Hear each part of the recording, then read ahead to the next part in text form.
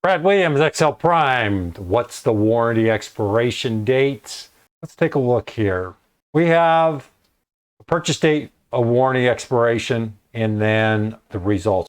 We're going to discuss 4 different formats. We're going to use called EOM or EOMONTH, end of month.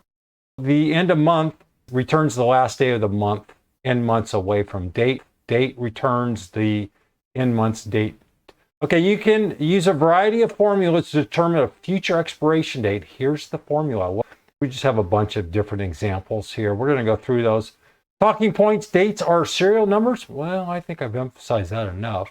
In the standard Windows date system, based on the year 1900, January 1st is represented by the number 1. Thus, January 1, 2050 corresponds to serial number 54,789. If you're calculating a date in days in the future, you can add days as in the first 2 expressions.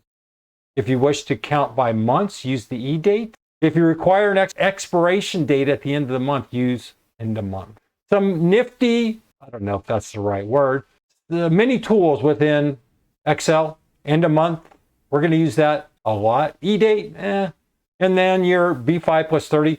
You know about this one. We already played around with this example earlier. We can just add a date to what?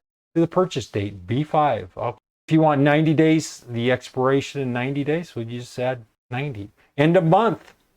If you want the end of month here, you want these eggs expire at the end of the month, just use EOMONTH. Here we go. All it is, B7, 0. Why? We're not adding any months to it. So start date, the date that represents the start date in a valid Excel serial number. It has to be in date format. In other words, a serial number. You can't just type in February and then 2029 in text. It needs to be serial number. Months, the number of months before or after start date, we have 0. Why? Because we want end of month.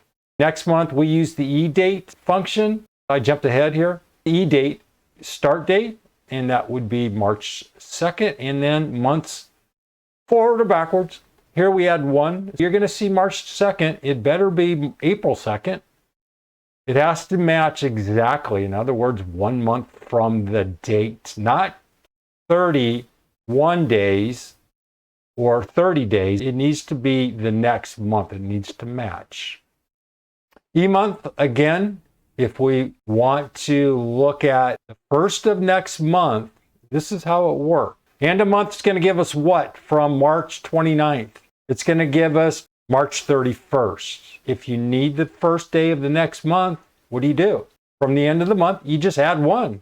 All right? And then EDATE B10, if you need 1 year ahead. You know, we played around with that date and year month function. Well, here's another way to add 1 year to the date. Just go EDATE month 12. What's 12? Well, remember, that's the months ahead or backwards.